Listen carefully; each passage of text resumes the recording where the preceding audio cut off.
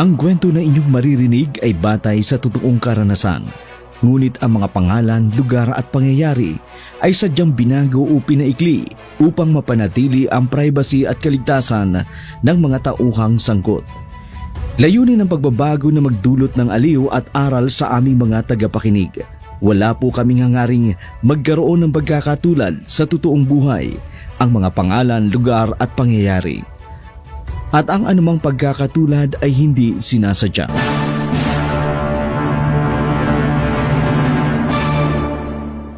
Hoy! Saan niyo dadalhin ang anak ko? Ibaba niyo ang anak ko! Mga walang hiya kayo! Inay! Nay! Chelo! Ella, mga anak! Ibaba niyo ang mga anak ko! Utang na loob! Larga na tayo! Mga anak! Ay, Diyos ko! Anong gagawin nila sa mga anak ko? Sa Lolo! Tulungan niyo yung mga anak ko! Tulungan niyo sila! Sa Lolo! Bigla nilang itinigil ang sasakyan. Susundan ko sila! Magandang hapon po, Dark Shadow, at sa libo-libo ninyong tagapakinig. Ako nga po pala si Goring, pinsan ako ni Ellen. Dalawang po sila na magpakasal sila ng kanyang asawa. Maganda ang aking pinsan. Kung tutuusin, kursunodahin siya ng mga kalalakihan. Pero ang nakasungkit ng kanyang puso ay si Matt. Sa kabila ng kanilang pagiging almost perfect match sa buhay, isang bagay lang ang halos ipinagkait sa kanila. Ang bunga ng kanilang pagmamahalan. Marubduban ang kanilang debosyon at pagdarasal na magkaroon sila ng anak. Umaasa sila na ang bata ay biyaya ng Diyos na pwede nilang hingin sa Diyos at naniniwala din sila na kahit anong gustuhin nila kung hindi kalooban ng Diyos, hindi rin naman sila makakabuo. Isang gabi, kapo masaya ang mag-asawa na umuwi sa kanilang bahay. Tandang-tanda ko pa ang mga pangyayaring yun. 2 dekada na ang nakararaan. Mahal, kumain muna tayo. Ginutom ako sa panunood natin. Sukat ba namang aswang pala yung bida? Okay naman. Happy ending nga eh. Tara, dito tayo. May goto dito, tsaka may manok. Ayos yan. Mainit pa para pagdating natin, tulog ka agad. Sus, tulog ka agad? Ikaw pa? Kain ka ng kain para may lakas ka mamaya. Baka humirit pa ako. Oh, yung balot ha, may puso at atay tsaka dugo. Ang sarap niyan. Pampalakas ng tuhod. Sabi mo edi gabi-gabi natin. Dalian na natin nang makarami tayo. Ikaw, tinataka mo ko Ano ka ba? Mag-asawa na tayo. Tsaka, kapwa natin gustong makabuo ng baby. Malay mo ngayong gabi, ipagkaloob na sa atin. Mga ilang buwan lang, mabubuo na siya sa sinapupunan ko. May kalayuan ang bahay nila, pero minabuti ng dalawa na maglakad-lakad habang nagkukwentuhan at nagbibiruan. May napansin si Ellen na sumusunod sa kanila. Matt, may sumusunod yata sa atin. Meron nga. Pero pauwitin yan Tumigil muna tayo para malaman natin kung tayo talaga ang sinusundan. Sige, mabuti pa bumili ako sa tindahan. Tara, tuloy-tuloy lang naman Ikaw talaga, mapanghinala ka. Dapat. Kaya ikaw, hindi ka pwedeng mambabae kung hindi pa ako magkaanak. Lugot ka sa akin. Tara na nga, baka saan pa mapunta ang usapan. Maudlot pa ang gagawin natin mamaya. Ano yun? Parang may lumipad pataas. Dalian na natin kung ano-anong napapansin mo Malapit naman tayo. May umuungol, Matt.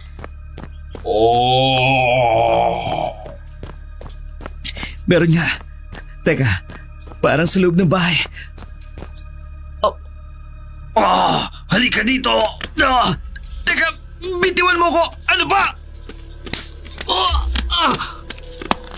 Matt, ano nangyayari? Huling hiya ka!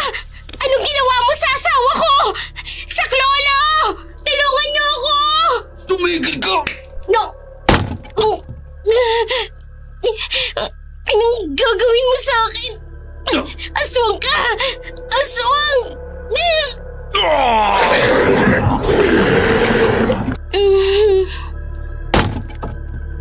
Isang nakatatakot na itsura ang tumambad sa harapan ni Ellen sa kanilang bahay. Wala na rin malay tao si Matt ng mga sandaling yun. Naramdaman niya ang paghawak sa katawan niya ng lalaki. Naramdaman niya rin ang pagyapos nito sa kanyang katawan na tila ba sabik na ang kinin siya. Sa kabila noon, tuluyan ang nagdilim ang paningin ni Ellen at hindi niya namamalayan ang mga sumunod na nangyari. Pagmulat niya ng kanyang mga mata, naramdaman niya ang pananakit ng kanyang katawan. Lalo siyang pinanghinaan ng loob nang makitang may dugo sa kanyang harapan. Patunay na nagtagumpay ang kahayupan ng lalaking gumahasa sa kanya. Hinanap niya rin ang kanyang asawa, subalit hindi niya ito makita. Halos mabaliw si Ellen ng mga oras na yun. Subalit wala naman siyang magawa kundi tanggapin ang kapalaran. Lumipas ang ilang buwan, nagbunga ang ginawa ng gumahasa sa kanya. Nagbuntis siya hanggang sa magsilang ng sanggol. Iire mo!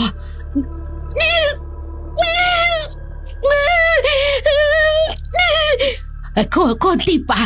Konti pa!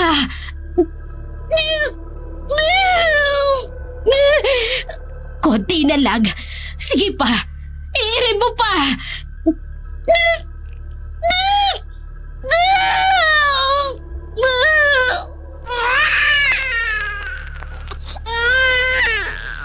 Ay nako! Kamistiso nitong anak mo! Ay, sigurado ka bang anak niyo ito? Ay, kagandang lahi! Ay naku, teka! Ay, may sumunod pa! Iire mo uli! Abi, lumalabas na ang ulo!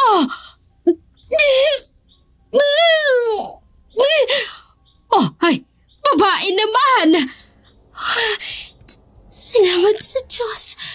Oh, teka. Hindi yata umiiyak ang bunso mong anak. Sandali lang. Tatapikin ko lang. Ay, welcome ka na dito sa mundo. Umiyak ka na. Ay, okay naman ang pulso niya. Humihinga naman. Kaya lang, hindi umiiyak. Ay, nako! Salamat naman sa Diyos at umiyak na.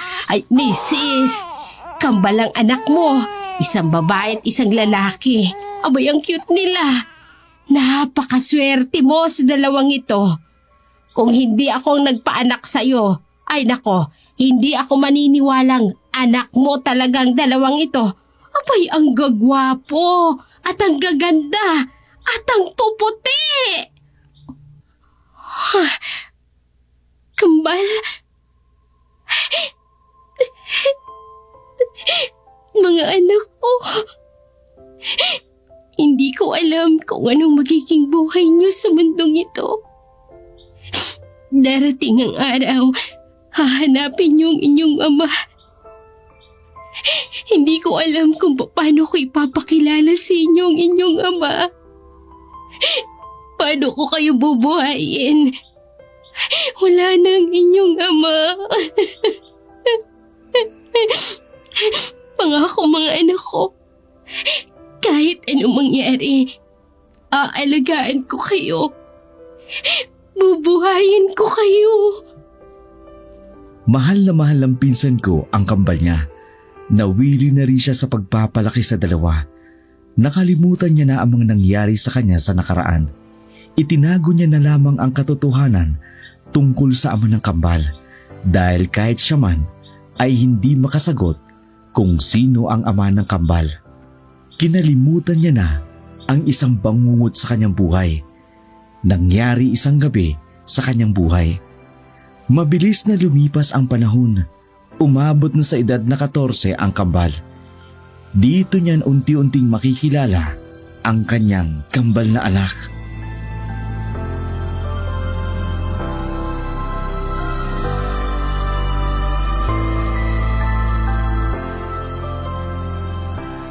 Sige, sumugod ka. Akala mo ba natatakot ako sa'yo, ha? Chu! Oh, alis dyan! Nauulol na yata ang aso na yan, anak. Hindi siya nauulol, ina. Galit siya sa akin. Jello, akyat ka dito. dito! Baka kagating kayo ng aso! Galit ka sa akin ha? Pwes, galit din ako sa'yo. Susugod na siya, kuya! Mag-iingat ka! Nanggagalitin na siya! Ayaw mong tumigil ha? Pwes, Akyat ka na dito sa taas! Baka kung anong gawin sa'yo ng aso na yan! Hanggang ngayon galit na galit pa rin! patitigilin ko lang po. Ah! Babaliin ko ang lig mo. Pipilipitin ko ng ganito. Ah! Diyos ko, Jello! Anong ginawa mo? Nakakainis po ako si May. Di ako tinatantanan. Kanina pag galit na galit sa akin. Yan! Nakuha mo yung nahanap mo! Hoy! Umakyat kayong dalawa dito. Kapag nalaman ng may-ari ang ginawa niyo sa aso, tsak na magagalit yun. Bawal pa naman ang pumatay ng hayop. Ano bang nangyayari sa inyong dalawa at nagkasundo pa kayong dalawa na patayin ng aso?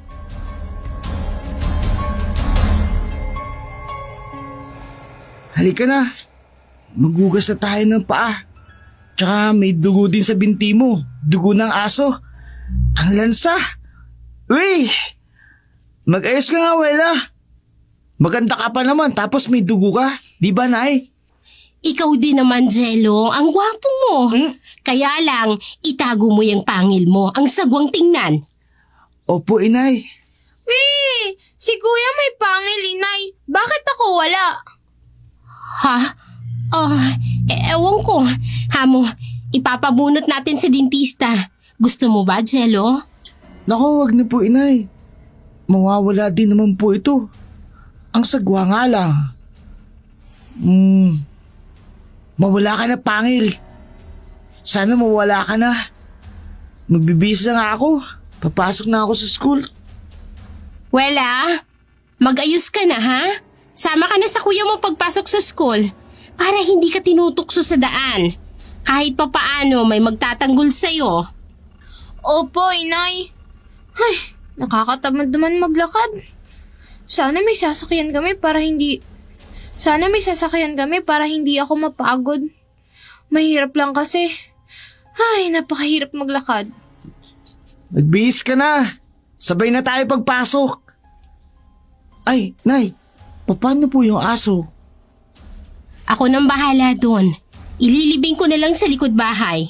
Hoy, kayong dalawa ha? Huwag niyo na uling gagawin yun. Hala, magmadali na kayo. Magbihis na kayo at malilate na kayo sa school. Dasobran sa kulit at curiosity ang kambal, lalo na sa mga nararamdaman nila. Nakakaiba, kesa sa ibang mga teenager na kasabayan lang nilang lumaki. Ganon din ang mga espesyal na nangyayari sa kanila na tanging sila lamang dalawa ang nakaaalam.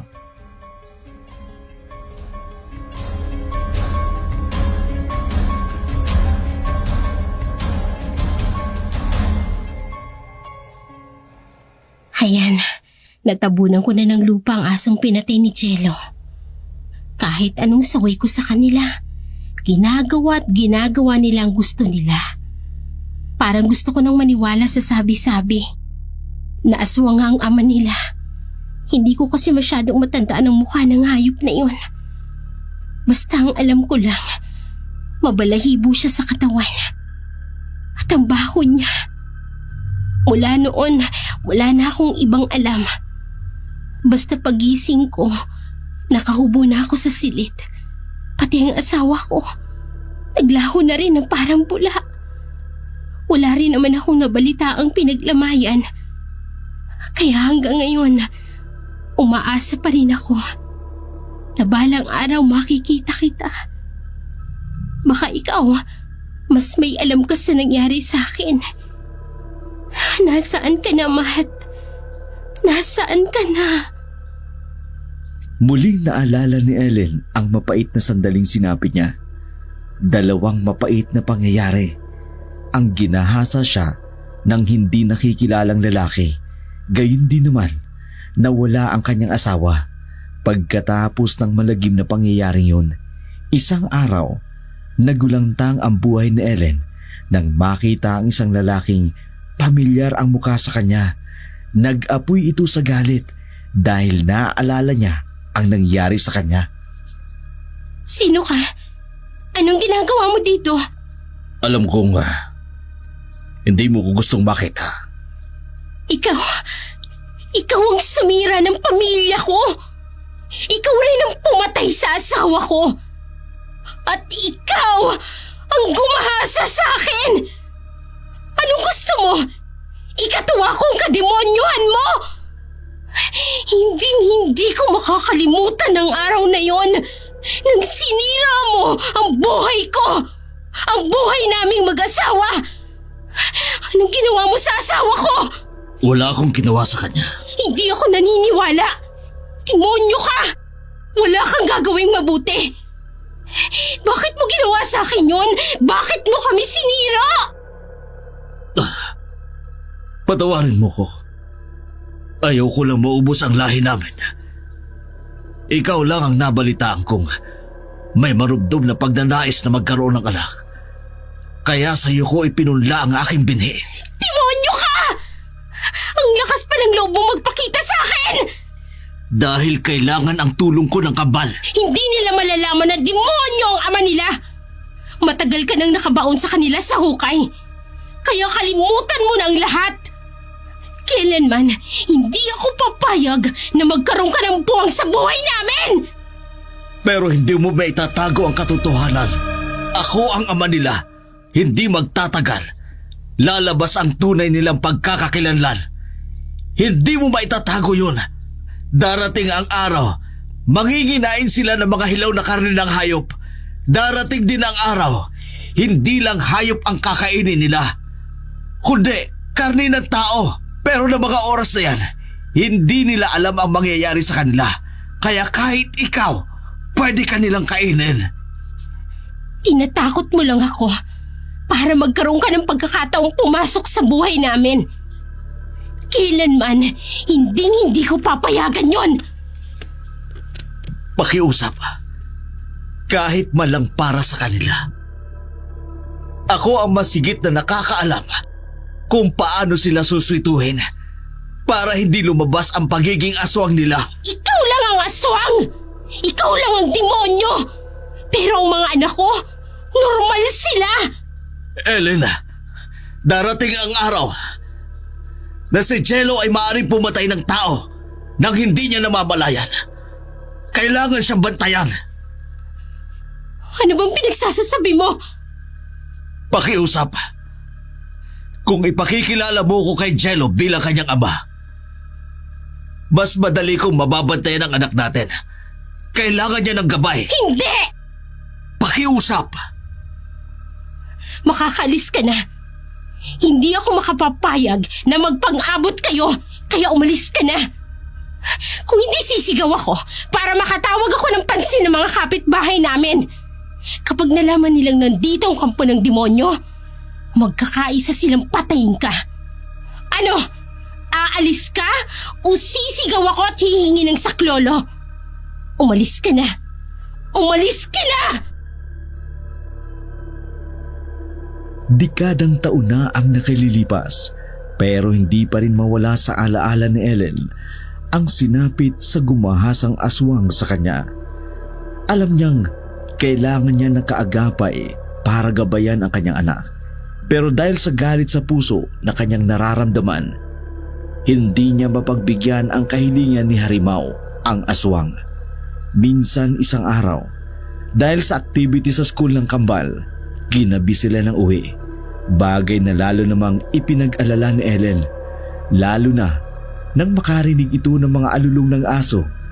Sa gayong maagang oras, alam niya rin na kapag ganung may mga alulong ng aso sa gubat, merong mangyayari. Kaya bigla niyang naalala ang kambal.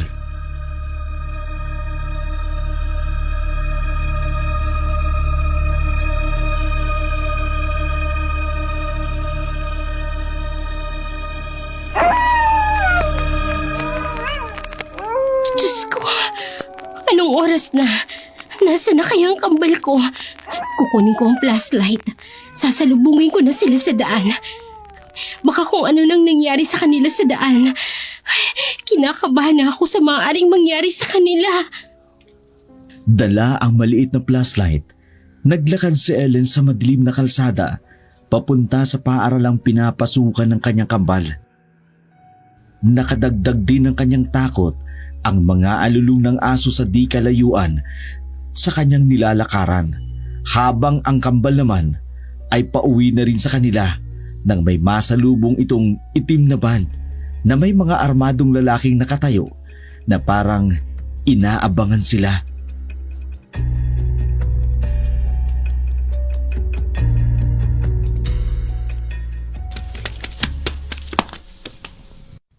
Bakit tayo tumigil, kuya? May nakaabang sa daraanan natin. Yung mga lalaking nakatayo sa itim na van. Nararamdaman ko, may masama silang balak sa atin. Anong gagawin natin? Kailangan nating umiba ng daan. Mukhang hindi mapagkakatiwala ang mukha ng mga yan eh. Sige, kuya.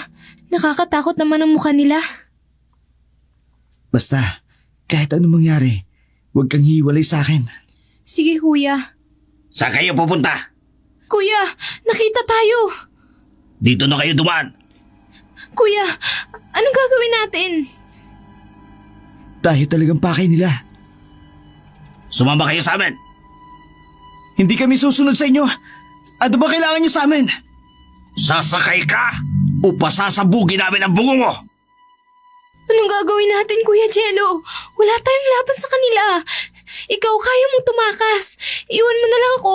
Gamitin mo ang bilis mo. Eh di parang pinatay na rin kita kung iiwan kita dito. Hindi ko kaya yun. Mas mabuti pang magkasama tayo para alam ko kung anong pakay nila sa atin. Mamaya niyan eh, saan ka padalhin? Pasok sa loob! Anong kailangan niyo sa amin? Ang iyong lamang loob, yun ang kailangan namin. Oh, mga aswang kayo! Hindi kami mga aswang. Nagbebenta lang ang boss namin ng lamang loob ng tao sa ibang bansa. Kayo ang experiment namin. Sakay! Masama kayo! Subukan mo malabal.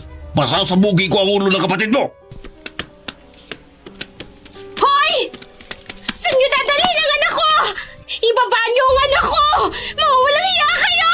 Inay! Nay! Jello! Ella, mga anak! Ibaba niyo ang mga anak ko! Utang na loob! Larga na tayo! Mga anak! Ay, Diyos ko! Anong gagawin nila sa mga anak ko? Saklolo! Tulungan niyo yung mga anak ko! Tulungan niyo sila! Saklolo! Bigla nilang itinigil ang sasakyan. Susundan ko sila! Nagmamadaling sinundan ni Ellen ang kanyang mga anak kahit hindi niya alam kung paano kakalabanin ang dumukot sa mga ito. Pero lakas ng loob pa rin ang nagtulak sa kanya para sundan ang kambal. Mabawi lang ang pinakamamahal niyang mga anak. Saan nyo dadalhin ang bata? Hindi! Aswang! Kamo ng demonyo! Barilin mo na! Barilin mo!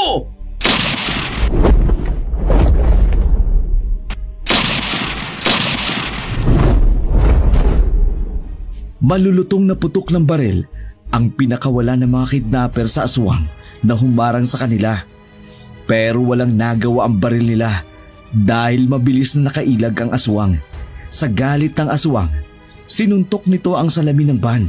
Sa lakas ng pagkakasuntok nito, nabasag ang salamin sa unahan ng van. Dahilan para mahintakutan ang dalawang lalaki. Sinalakay ng aswang ang dalawang kidnapper. Ibinalibag ito sa labas. Samantalang nakalabas naman ng itim na van ang kambal. Saktong dumating naman ang ina nitong si Ellen.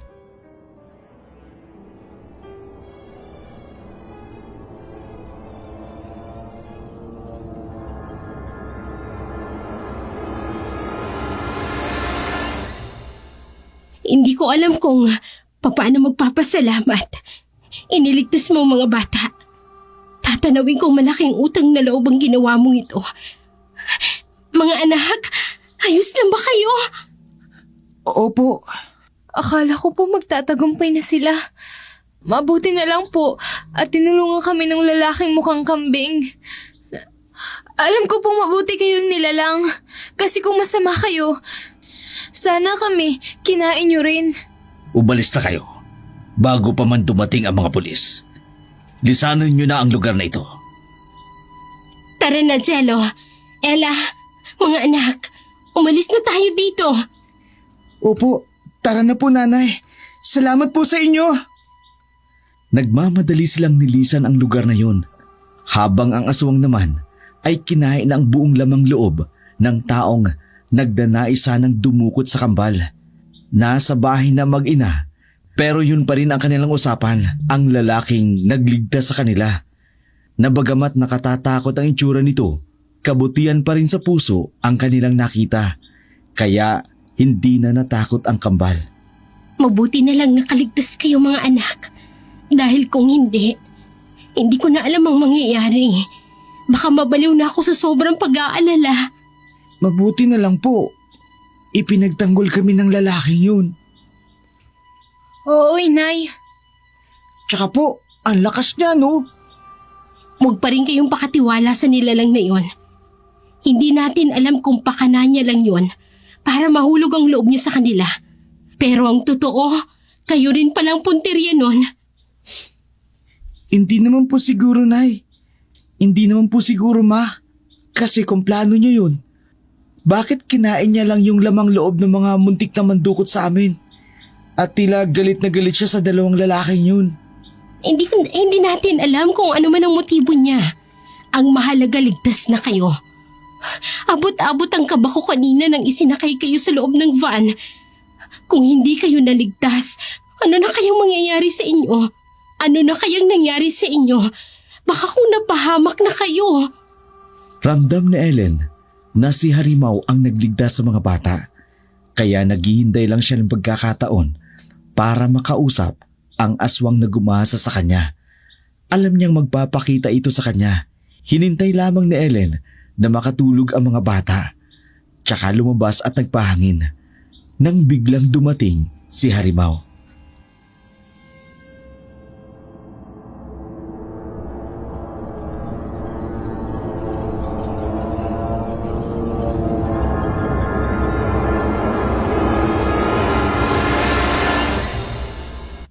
Alam kong darating ka. Kumusta ang mga bata? Tulog na. Maaga pa silang papasok bukas. Hindi ko na lang titingnan. Lagi ko naman silang nakikita eh. Alam kong ikaw ang nagligtas sa kanila. Oo. Dahil hindi ko papayagang mapahamak isa man sa kanila. Magpapasalamat ako para sa kanila. Pero hindi galing sa akin. Alam ko may galit pa rin sa puso mo dahil sa ginawa ko. Hindi kita pipiliting patawarin ako. Ang hiling ko lang, hayaan mong makilala ako ng mga bata. Sinusubaybayan ko na si Jello. May nangyayari sa kanya na sinyales ng pagiging kauri namin. Pero sa Ella, wala akong nakikita sa kanya. Buti na lang. Sa akin siya nagmana. Pero anak pa rin natin silang dalawa. Pero hindi mo maialis ang katotohanan. Kambal yan. May dugo ng tao at may dugo ng aswang. Anong mangyayari sa kanila? Gabayan mo si Ella bilang normal na tao. Si Jello, kailangang makilala niya ako para magabayan ko siya. Hindi natin mapipigilan ang mangyayari sa kanya. Magiging aswang siya.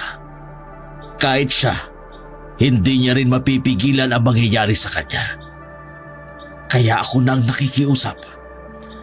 Hayaan mong makilala niya ako bilang ama. At hayaan mo kong hubugin siya para hindi mawala ang pagiging tao niya. Gusto mo bang dumating ang araw? Kapwa kayo kaining dalawa ni Jello. Kapag hindi niya na makontrol ang sarili niya. Lalo't higit sa lahat, kung hindi niya kayo makikilala. Hayaan mo kung sa pamagitan nito, maituwid ko lamang ang pagkakamali ko. Na silang dalawa ang naging bunga ng pagkakamali na yon. Na kapwa natin mahal at kapwa ayaw nating mapahamak isa man sa kanila.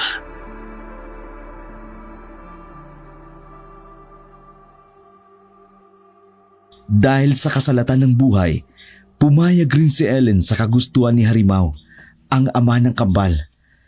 Pinunan nito ang pagkukulang bilang ama. Ito rin ang sumusuporta sa kanilang gastusin sa pang-araw-araw at sa eskwelahan. Hindi na rin nagkasambahay si Ellen. Ang hangad na lang ng aswang, gampanan nito ang pagiging ina sa dalawa. Bilisan mo na, Wela! Oo na, nagbibihis na kuya, sandali lang. Nagmamadali ka kasi. Ang bagal mo kasi. Baka mali tayo kagaya nung una. Hintayin mo na, Jello. At hetong baon ninyo. Tig-isa kayo ng baunan, ha? Kay Ella yung may karne, kay Jello yung isda ang ulam. Wow! Ano pong meron? Anong merong pinagsasasabi mo? Bago po ang baon namin. Tsaka ang kahara. Bagong bili niyo po? Oo. At saka yung uniforme nyo, bago rin.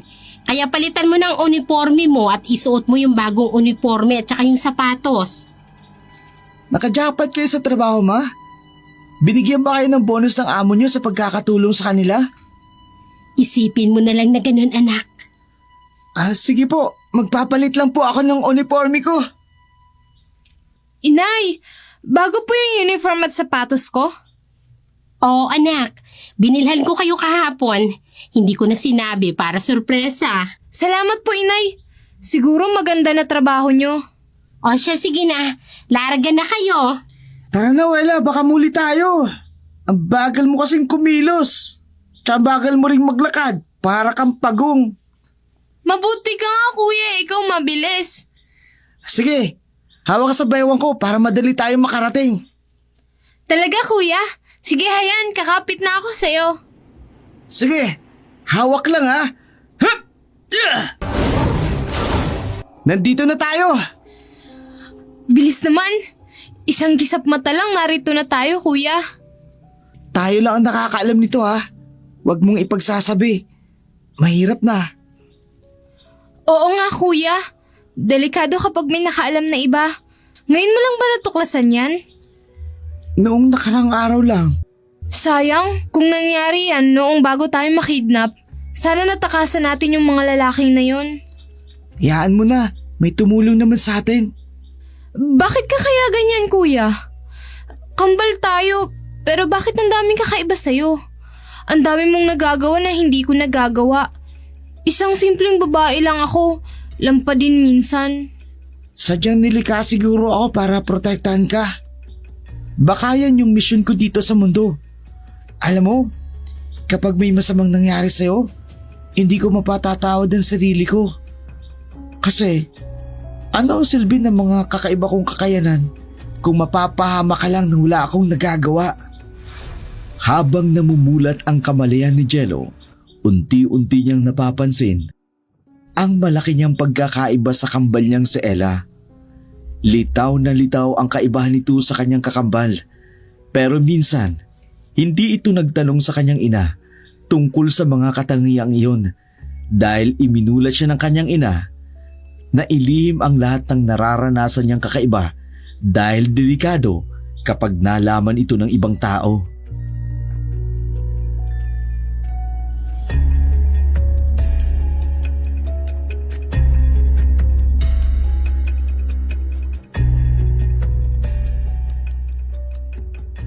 Kuya, saan ka pupunta?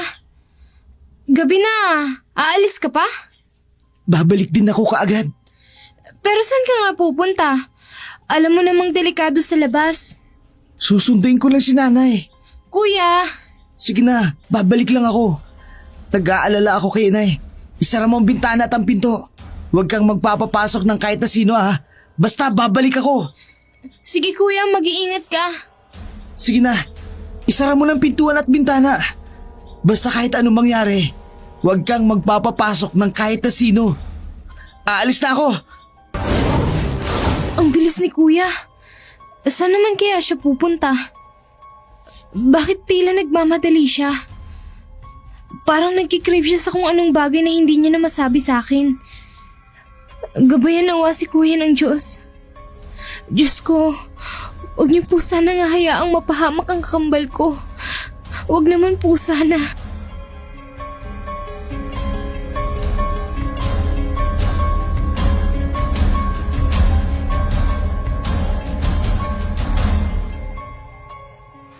Hindi mapigilan ni Jello ang mga nangyayari sa kanya.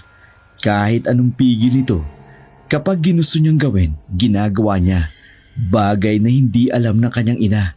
Dahil natatakot din si Jello sa maaaring maging reaksyon ng kanyang ina kapag nalaman nito ang mga pagbabagong nangyayari sa kanyang buhay.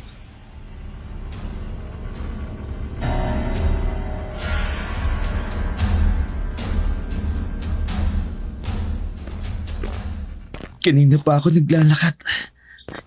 Hindi ko alam kung saan ako pupunta. Parang gusto ko lang maglakad at lumayo sa amin. Nagiinit ang buong katawan ko.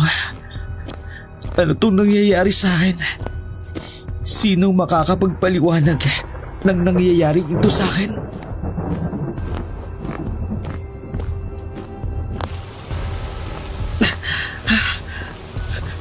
Bumuhos ng malakas na ulan. Saan ako dadali ng aking mga paa? Parang kinukontrol ang utak ko na maglakad ng maglakad. Ang layo na ng nilalakad ko. Pero hindi naman ako napapagod. Ang lakas na ng busang ulan. Pero bakit hindi ako nakararamdam ng lamig sa katawan? Bakit ganito ako? Anong uri ng pagkatao meron ako? Bakit iba ang nararamdaman ko kesa sa kakambal ko? May kambing sa di kalayuan. Hindi yata naisilong na may-ari. Ano ba itong nararamdaman ko? Bakit parang gusto kong kumain ng hilaw na karne at uminom ng dugo ng hayop? Lalapitan ko. Patawad. Pero kailangan ko itong gawin. Mas mabuti na ito na dito ko gawin. Hindi nakikita nila nanay at Ella.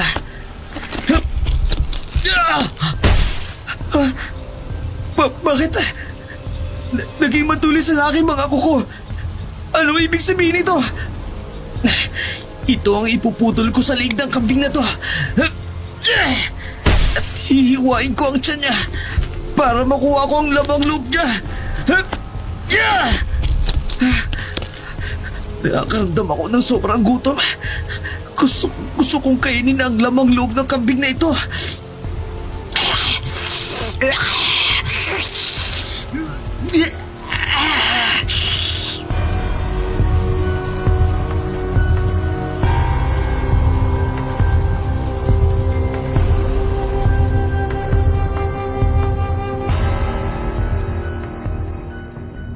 Sa ilalim ng malamig at maulang gabi, sa ilalim ng puno kung saan nakatali ang alagang kambing, kinain ni Jello ang lamang loob nito. Sinipsip ang dugo ng hayop. Ito ang unang pagkakataon na nakakain siya ng hilaw na karne ng hayop at nakainom ng dugo ng hayop. Hinayaan niyang malunod siya ng kanyang pagkaaswang. Natigilan na lamang siya nang may lalaking sumisigaw at galit na galit galing sa bahay sa di kalayuan kung saan niya natagpuan ang kambing na kinain niya. Demonyo ka! Bakit mo kinakain ang lamang loob ng alaga kong kambing? Saklawa! Tulungan niyo! May aswang dito! May aswang! Mabilis na umalis si Jello. Bumalik sa kanilang bahay. Bagamat maulan pa ng mga oras na yun, hindi rin maikubli ang dugo ng hayop na nagkalat sa kanyang damit. Halos pinanghinaan siya ng loob nang umuwi ng bahay. At ganun na rin ang gulat at pag-aalala ni Ella at Ellen pagkakita kay Jello. Mangiyak-ngiyak itong yumakap sa kanyang ina. Nais nitong magtanong kung sino siya o kung bakit kakaiba ito sa kakambal niya. Isinaysay niya rin ang ginawa niya. Anak, anong nangyari sa'yo? Inay, Bakit duguan ka? Sinong nakalaban mo, anak? Sabihin mo sa amin. Nag-aalala ako ng labis sa ginawa mong ito. inay, Anak, anong nangyayari sa'yo? May nanakit sa'yo? May tama ka?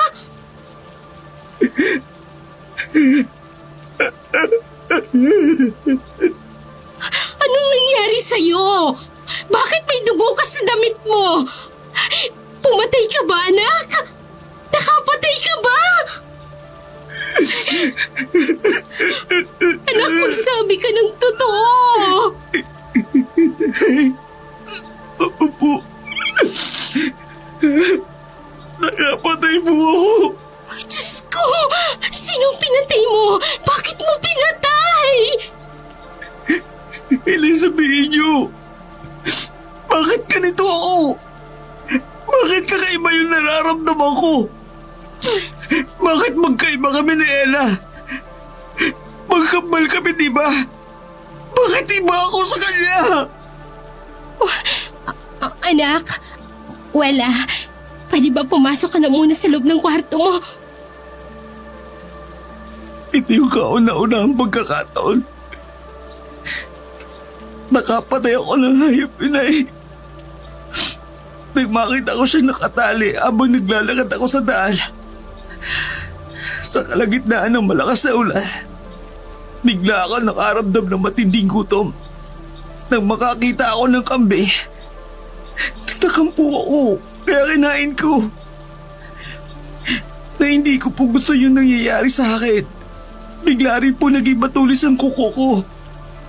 Yun po yung ginamit ko para hiwain ang tiyan ng kambing. Habang ginagawa ko yun, hindi ko nakukontrol ang sarili ko. Bigla na lang po ako naimasmasan. Nang sumigaw yung may-ari ng kambing. Sumigaw siya at galit na galit at gusto akong patayin. Anak, Naisabihin niyo po sa akin. Sabi niyo huwag tayo maglilihiman. Sinabi ko lang po sa inyo naranasan ko. Alam niyo kung bakit ko to nararamdaman. Na hindi ba ako tao? Ang nagawa ko bagay na yun.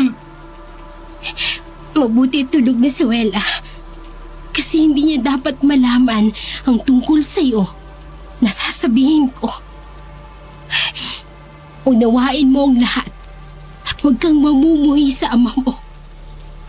Hindi ko alam kung paano ko ipapaliwanag sa iyo. Pero ito ang nangyari. Kinahasa ako ng aswang noon.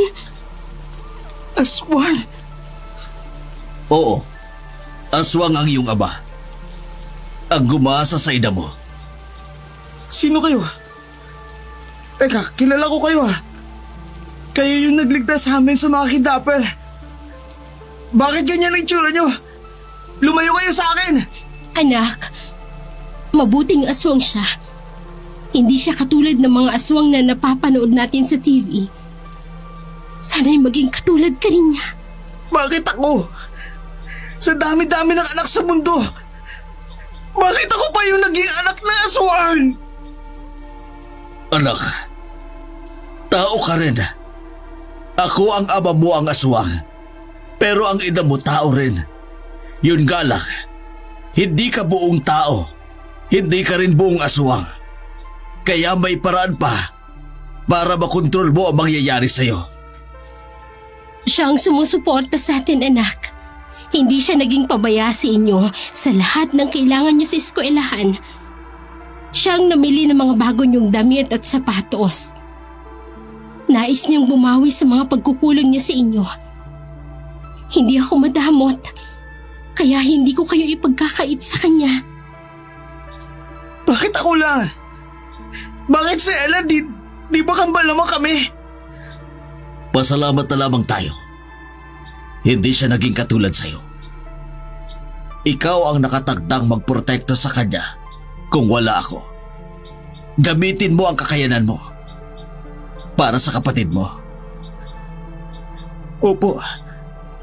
Pero may paraan po ba para pigilan ito? Ayoko po ng ganito. Patawad. Hindi ko rin alam kung paano makakawala sa sumpa ng pagiging aswang. Kung alam ko lang, ako ang unang-unang gagawa ng paraan para makawala rin ako sa sumpang ito. Pero hindi naman ito magtatagal. Once in a full moon lang naman.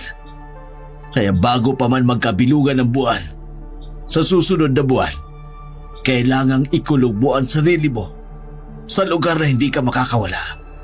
Yun din ang ginagawa ko sa tuwing aatakihin ako ng pagiging aswang ko. Huwag kang mag-alala, anak. Ngayon magkasama na tayo. Naiiwas sa panganib na dala ng pagiging aswang. Doon ka rin magtago sa pinagtataguan ko para hindi tayo makapaminsala.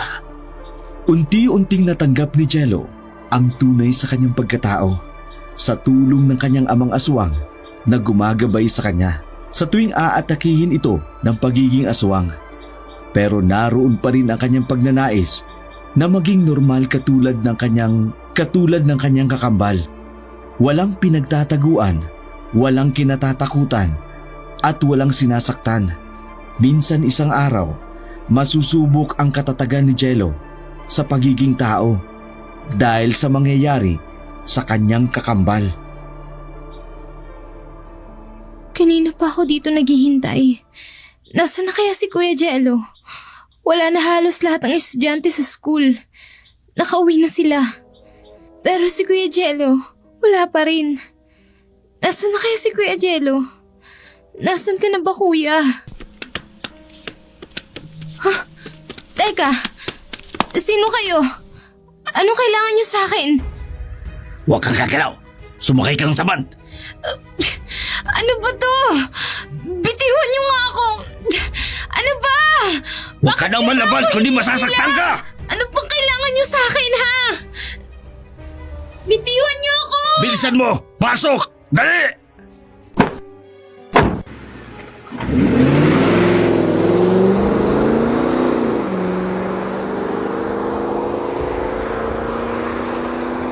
Nagtagumpay ang mga hindi nakikilalang lalaki na isakay si Ella sa van.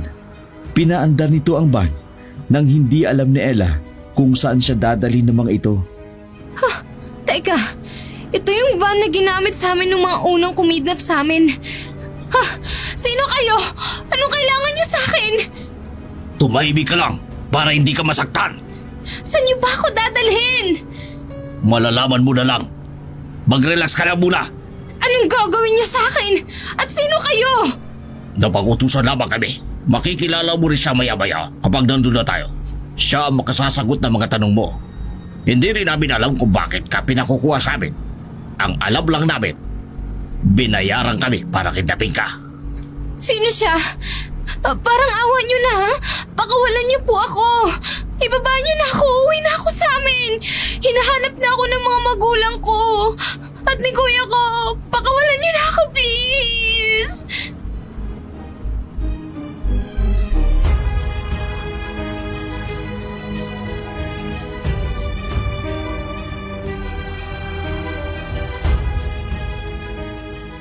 Walang nagawa ang pakiusap ni Ella sa mga kumidap sa kanya.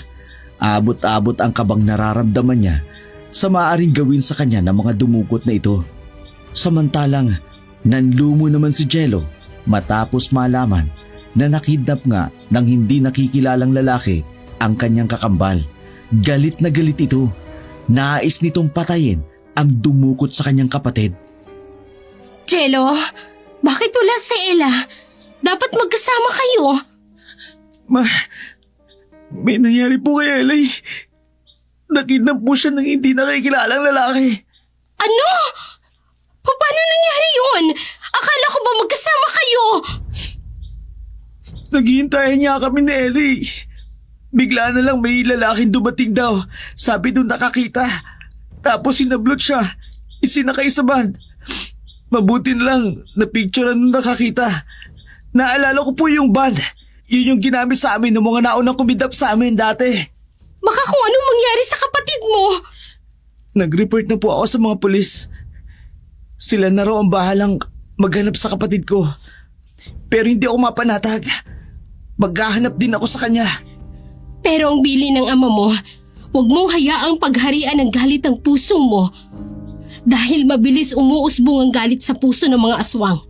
At kapag umusbong ito, kukontrolin ka nito.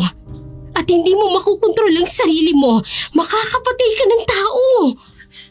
Pakiramdam ko, parang wala ako silbing kapatid. Dahil pinabayaan ko siya. Nahuli lang naman ako sandali. Tapos ito na yung nangyari sa kanya. Huwag lang nilang gagalawin ang kapatid ko. Dahil oras ang galawin nila ang kapatid ko. Pagsisisihan nila ang gagawa nila sa kanya. Ma, ako dapat ang nagprotekta sa kanya. Ano bang silbi ng mga kakayanan ko? Kung hindi ko na ipagtanggol ang kapatid ko. Walang kasing sakit sa isang kakambal na mapahamak ang isa sa kanila na walang nagagawa ang isa. Sa kabila ng kakayanan ni Jello, nasalisihan siya ng mga kidnapper. Hindi niya rin alam kung saan hahanapin ang dumukot sa kanyang kakambal. Jello, anak. Bakit kayo narito? Alam ko ang balak mo. Pero binabalaan kita. Umiwas ka sa patalim na tanso. Kapag nasugatan ka nito, mapapatay ka. Sa baril na may punlong tanso, tsak ang kamatayan mo sa kamay nila. Mag-iingat po ako.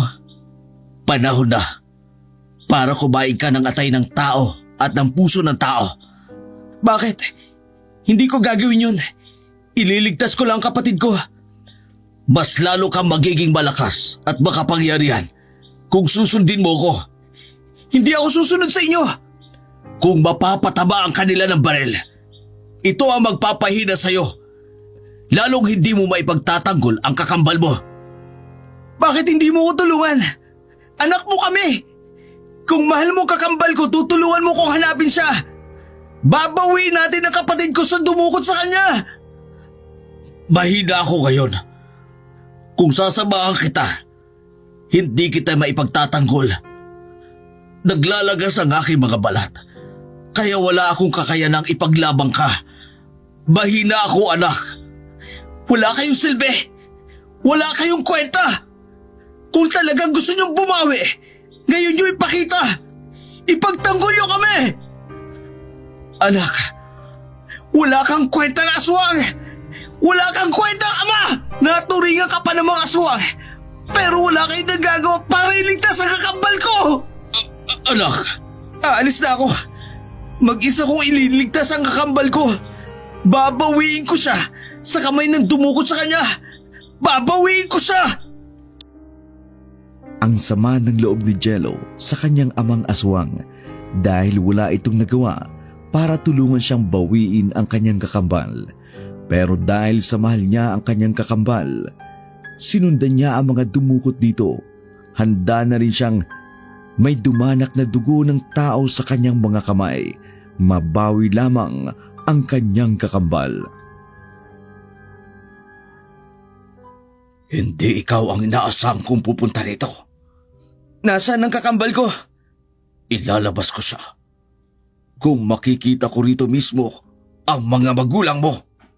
Sino ka ba? Bakit mo ipinadukot ang kakambal ko? Ang mga magulang mo ang makasasagot kung sino ako. Bakit hindi mo sabihin ngayon? Sabihin mo kung nasaan ang kakambal ko. Ilabas mo siya at iuuwi ko siya. Aswang ka nga rin. Nananalaytay ang mga dugo ng pagiging aswang. Ang dami mong sinasabi. Ilabas mo ang kakambal ko. Kung hindi, makikita mo kung sino ako. Sa akala mo ba matatakot ako? Akala mo ba hindi ko alam kung ano ang lahing berong ka? Ilabas mo ang kapatid ko. Huwag ka sa akin magalit. Magalit ka sa ama mo. Dahil siyang punot dulo ng lahat. Kung hindi dahil sa kanyang kapangasan, hindi tayo aabot sa ganito. Ilabas mo sabi ang kakambal ko. Ilalabas ko lamang siya kung dadalhin mo dito ang ama't ina mo. Huwag mo kong piliting magalit. Sige, ilabas mo ang pagkaswang mo.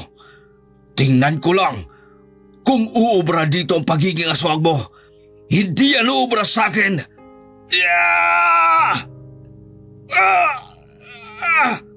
Ano? Hindi mo ko matake? Sino kayo? Bakit hindi ako makakilos? Bakit hindi ko magawa ang... Bumalik ka sa mga magulang mo. Dalhin mo sila rito. Kung gusto mong makita pang buhay ang kakambal mo. Sino ka? Malalaman mo kapag nakarating na sila rito. Bakit ba? Ano bang kasalanan ng mga magulang ko sa'yo? Malaki ang kasalanan niya sa akin. Siya lang ang makasasagot kung bakit ako naging ganito. Ang ama mong demonyo ang may kagagawa nito sa akin. Kaya siya ang sisingilin ko ng mahal sa ginawa niya sa pamilya ko. Walang nagawa si Jello para kalabanin ang nagdukot sa kanyang kakambal. Nararamdaman niya rin na pain lang ang kakambal niya para lumantad ang mga magulang nito. Laking pagtataka niya kung bakit ganoon katindi ng galit ng lalaki na yun sa mga pangyayari. Hindi niya na rin nakuha ang sagot kung bakit humantong sa ganun ang lahat. Sino ang lalaking nagpadukot sa kakambal? Naramdaman niya ring may malakas itong kapangyarihan. Wala na ring nangyari sa pakikipagbuno niya rito, kaya pinili na lamang nito na umuwi dahilan para dalhin ang kanyang mga magulang sa lugar na yon. Nararamdaman ko, matindi ang galit sa iyo ng lalaking yon. Kaya niya ipinadukot si Wela. Hindi niya raw ibibigay si Wela hanggat hindi kayo kasama. Ano? Bakit naman daw? Hindi ko alam. Basta nangako naman siya na ligtas si Wela. Wala siyang gagawin doon. Ang nais niya lang daw, makita kayo. Lalo ka na. Hindi ko rin alam. Pero isa lang ang nasisiguro ko. Nagkasala kayo ng malaki sa lalaking yun. Kaya ganun karubdob ang pagnanais niyang makita kayo. Sabihin niyo nga sa akin, anong kasalanan niyo sa lalaking yun? Bakit tila suko hanggang langit ang galit niya sa inyo? Hindi ko rin alam ang sinasabi mo. Lalo't hindi ko naman siya nakikita. At hindi ko siya kilala. Mabuti pa sumama kayo sa akin nang mabawi ko ang kakambal ko. Kasi kung di ko kayo maisasama sa kanya, hindi niya raw bubuhayin si Wela. Ayoko mamatay ang kakambal ko. Kaya kayong dalawa sasama kayo sa akin. Ako lang ang kailangan niya. Ano bang kasalanan niyo sa kanya? Samahan mo ko kung saan naroroon ang kakambal mo. Ako, tayong dalawa lang ang pupunta doon. Maiiwan dito ang mama mo. Hindi po, ako ang kausap niya. Kaya ako masusunod. Sasama kayong dalawa sa pagpunta doon. Anak, ano man ang mangyari, pakiusap ko sa'yo. Alagaan mo ang mama mo, ang kakambal mo. Ikaw ang promotekta sa kanila gamit ang kapangyarihang berong ka. Pakiusap. Nasunod rin ang kagustuhan ni Jello na isama ang kanyang mga magulang.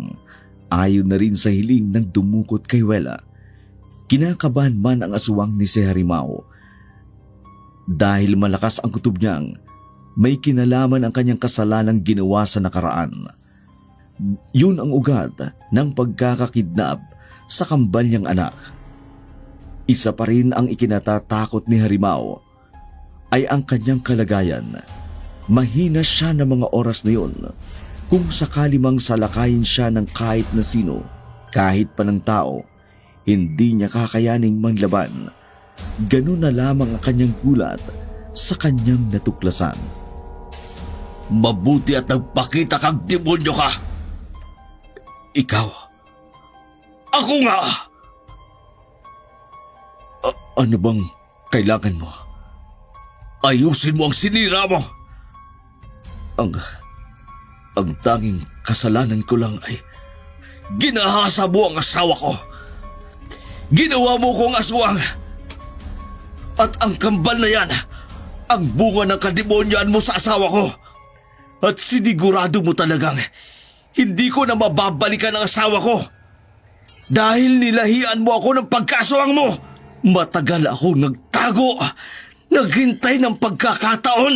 Ang mga anak mong kampo ng kadiliman lang pala ang magiging paraan para magtagpo ang mga landas natin. Kung maaari lang nakamatayan ko ang kabayaran ng lahat, handa akong mamatay. Huwag mo lang papatayin ang anak namin ni Ellen. Anak mo lang! Dahil kailanman, hindi ginusto ni Ellen ang nangyari sa kanya! Patawarin mo ko. Ginawa ko lang ang lahat ng yon. Dahil alam kong gagawa ka ng paraan para mamatay ang sanggol sa sinapupunan ng asawa mo kung magkakasama kayo. Kaya ikinulong kita sa sumpa ng pagiging aswang. Mabuhay lamang ang mga bata. Demonyo ka! Tanggalin mo ang sumpa na ito ng pagiging aswang ko! Ibalik mo sa dating normal ang buhay ko! Babalikan ko ang asawa ko! Inilayo mo ko sa kanya na mahabang panahon! Nanghulila ako na mahabang panahon! Hindi mo lang alam kung gaano kasakit sa puso ang nangyari sa akin! Inalis mo ang kaligayahan ko ng halos 18 taon! Kaya ngayon, alisin mo ang sumpa ng pagiging aswang! Patawarin mo ko. Pero wala na akong magagawa para alisin ang sumpa na yan. Dahil kung alam ko lang, ako man gusto ko rin makawala sa pagkaaswang. At gusto ko rin makawala ang anak kong si Jello sa pagkaaswang. Dahil gusto ko rin mabuhay siya ng normal. Kung hindi mo maaalis ang sumpa na ito ng pagiging aswang ko, harapin mo ang kabayaran ng kasalanan mo. Anong gagawin mo? Ang kabayaran ng kasalanan ay kamatayan. Alam kong mali ang aking ginawa. Ngunit, wala na akong nagawa noon. Ang pagkakabali ko hindi na maibabalik. Kahit ako man, ayoko rin mangyari yun. Pero ayoko rin mawala ang lahing namin. Bakit hindi na lang natin ayusin ang lahat? Gusto ko rin mabuhay ng normal. Pinipili kong mabuhay bilang isang normal na tao. Kung gusto mo ako ang lalayo, dadalhin ko lang ang anak kong si Jello. Maiiwan ang isa sa kambal niya. Magsasama uli kayo mag-asawa. Hindi ganun kadali ang lahat. Lasapin mo ang sakit na naranasan ko sa loob ng 18 taon na pagdurusa. Hindi ka makaliligtas sa galit ko. Hindi ako manlalaban. Kung ito man ang ikakapanatag mo, kung ikaliligaya mo, harapin mo ang galit ko! Uunahan ko na siya. Anong? Ayokong mabahiran ng dugo ang kamay mo. Kaya ako lang pumatay sa sarili ko gamit ang matulis na kuko ng aking kamay. Kapag nakapatay ka ng tao, lalo pang titindi ang lakas ng sumpa ng pagiging aswang mo. Harimaw! Ama! Ellen, patawarin mo ko sa nagawa ko sa inyo mag-asawa. Kasalanan ko lahat ang ito. Pakiusap. Ariin mong anak ang mga anak ko. Mata, pakiusap. Ama, hindi ka mamamatay. Dadali kita sa ospital. Mabubuhay ka, Ama. Huwag na, anak. Nagkasala ko. Kamatayan ko ang kabayaran ng kasalanan. Pamuhay kaya lang normal. Putana. Harimaw! Ellen, asawa ko. Pinatay mo siya! Siya ang pumatay sa sarili niya. Ama! Ama! Bakit mo pinatay ang ama ko? Bakit mo siya pinatay? Anak! Anak, si Harimaw ang pumatay sa sarili niya! Ama ko! Ama! Ama! Ama!